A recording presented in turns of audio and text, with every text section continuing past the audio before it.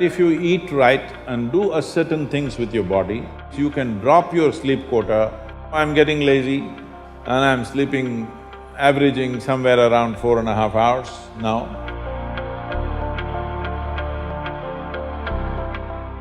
What type of food we should eat so that our life reaches its full potential for a college or a school-going student?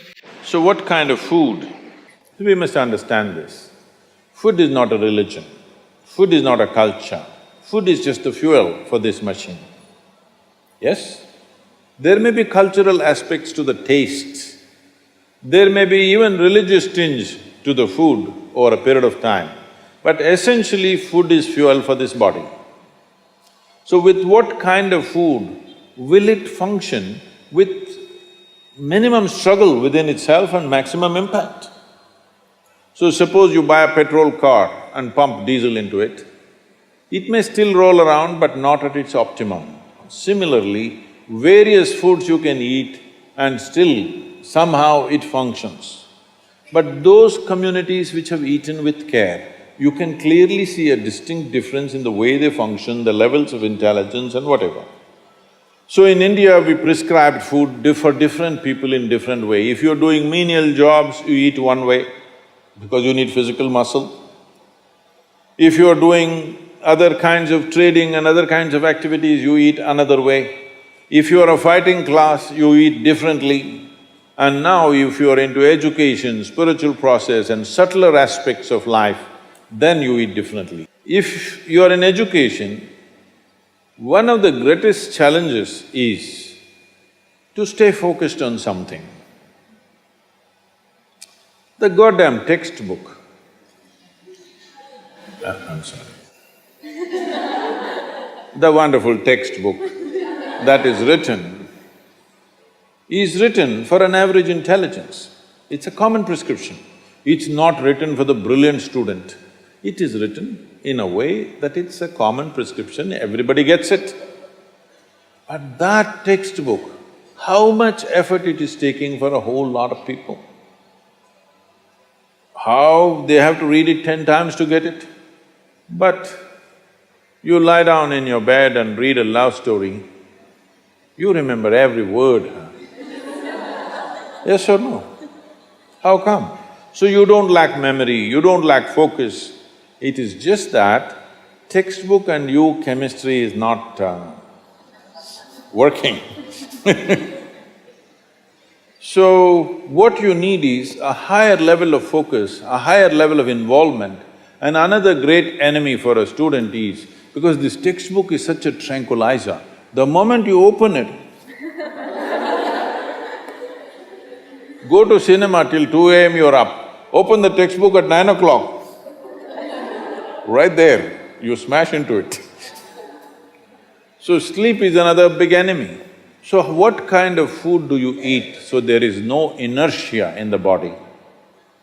In yogic way of seeing things, we are looking at tamas, rajas and sattva. Tamas means inertia, rajas means activity but no balance, sattva means absolutely balanced kind of energy. When you're in education, you need a very balanced kind of energy because you have to focus on something which doesn't naturally interest you. It's not something that… with which your chemistry is gelling. If your chemistry is gelling, you are always focused on that one, isn't it? Here there's no chemistry, but you have to focus on that. For this you need a balance and a steady mind. For this you need to eat in a certain way. To put it very simply, food goes through your body through the alimentary canal. From your mouth to your anal outlet, there is a pipe. Through this it runs, going through various stages of digestive process. Many of you are biology people, right? So, it goes through the alimentary canal. Now it begins with the lip. Here, if you look at this, all the herbivores and carnivores. If you look at the animal kingdom, there are herbivores and carnivores are two main segments of animals in the world. One eats vegetable matter, another eats meat. If you look at the alimentary canal, the way it is built, between herbivores and carnivores, there's a distinct difference. Everything in the human being suggests that you are naturally a herbivore, but for the sake of survival, we became carnivores. If you look at the jaw movement, all the carnivorous animals have only cutting action. Herbivores have cutting and grinding action. There are molars, but carnivores don't have widespread molars, they have just incisors, canines, and everything looks like cutting teeth. So they do only this. All the herbivores do grinding. What do you have? Both. So you are supposed to chew your food.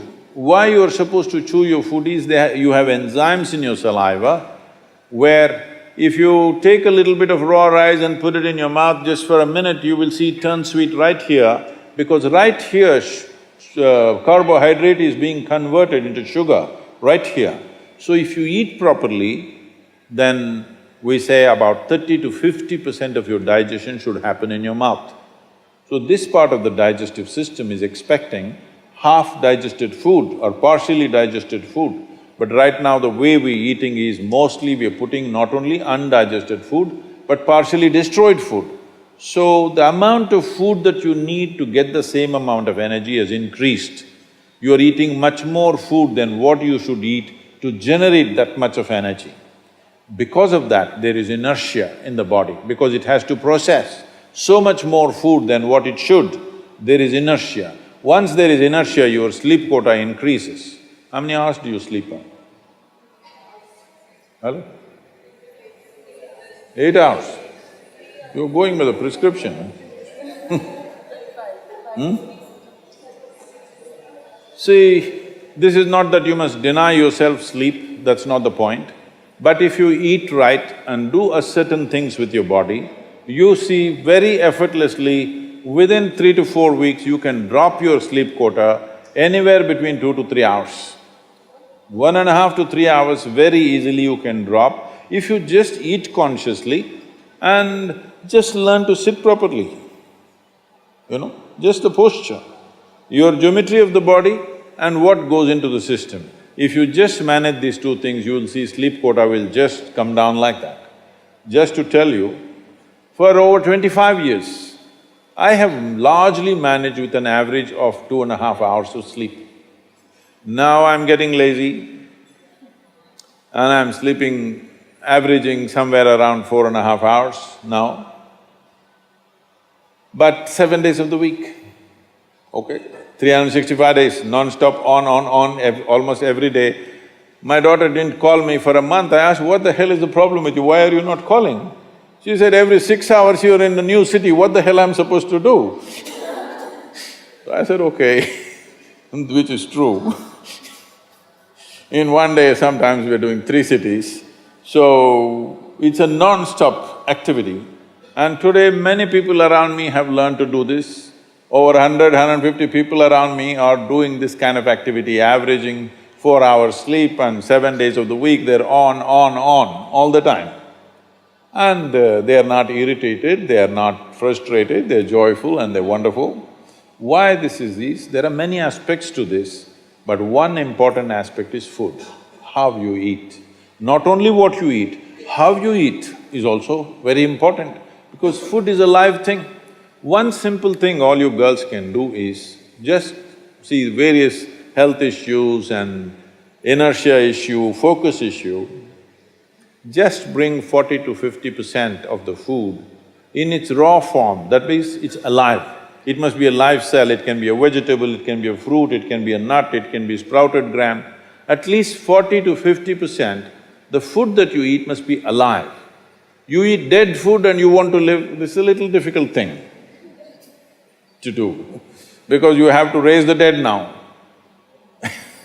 But if you eat live food, one thing you will see is the state of your mind, your focus and your sleep quotas, and above all, staying awake is not good enough, you have to stay alert, isn't it?